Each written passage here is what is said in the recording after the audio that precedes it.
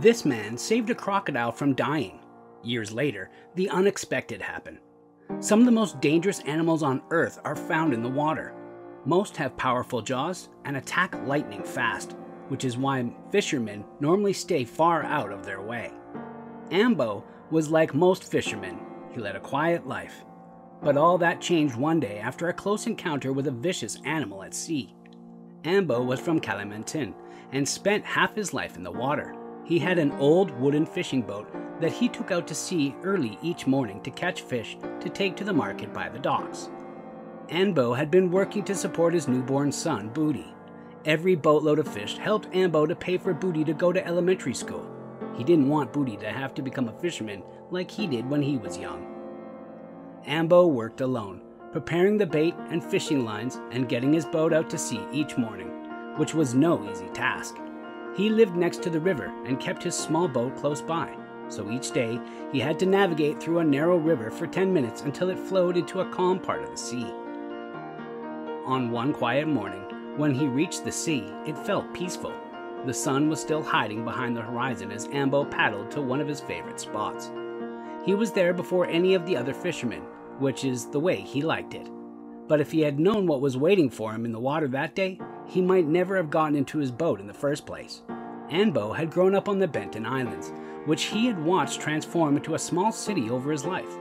When he was still a boy, he and his father would sit in their boat for hours without seeing another soul. Now, he could see big boats in the distance, shipping coal and materials to the island. It meant more money for the local economy, but more pollution of the river.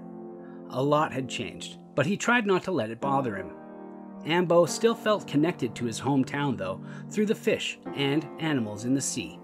Even on his days off, he would go swimming near the reef and look for new fish. He found that the most surprising animals came to him when he wasn't even looking. Ambo stopped his boat and got his line set up.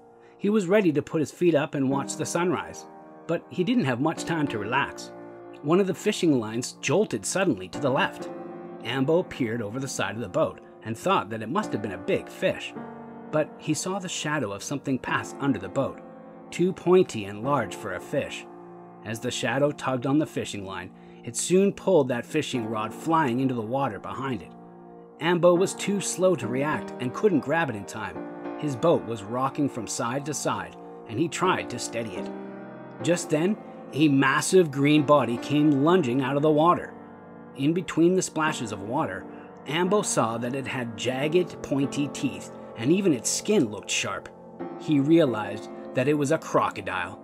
He had seen crocodiles before in shallower water, but never this far out from the swamp. Ambo also noticed that it wasn't a fully grown crocodile, maybe about 3 feet or 1 meter long. As it twisted and turned in the water, he could see that a big plastic bag was caught in its mouth. As the animal tried to snap its jaw open, it looked like it was choking. Without thinking about it, Ambo jumped on top of the dangerous crocodile and started pulling his mouth open with his hands. The two went above and below the water as the small fisherman wrestled with the predator. But years of pulling his boat out of the river had made Ambo strong. After just a few seconds, he was able to pull the plastic out from the crocodile's mouth, saving the animal from certain death. He then pushed the crocodile away with his feet to give himself just enough time to swim back to the boat. The crocodile turned back to face Ambo, and they both froze for a moment. The animal quickly swam off into the distance. Ambo climbed back into his boat, wrung out his wet clothes, and couldn't believe what had just happened. His adrenaline was pumping, and he took some time to calm down. But the day wasn't over, and it was about to get even more bizarre. A little later, when Ambo was heading back to the river, he heard something splashing behind his boat. He looked back, and to his surprise, there was the crocodile again. Ambo didn't know if he was in danger or not, so he sped up, but the crocodile quickly caught up to him and swam beside the boat. Slowly, she nudged the boat softly, and Ambo realized that she might be trying to play with him. So, Ambo threw her one of the fish that he had caught earlier. The crocodile snapped it up and swam next to the boat all the way until Ambo arrived near his house.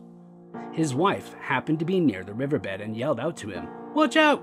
saying in a panic, "There's a crocodile right there!" But Ambo assured her that it was okay.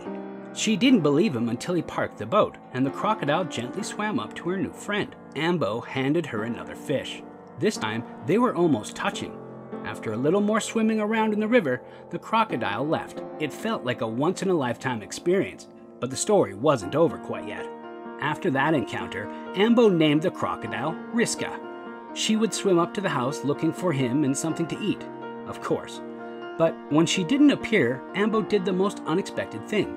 He took out his boat and went looking for her in the river, just like any pet owner would do if their pet dog or cat went missing. He roamed the river until he found her. When he did, he fed her sometimes fish or even 3 chickens. Once she was satisfied, she swam away. This also made Ambo happy, and he would never forget to feed his friend.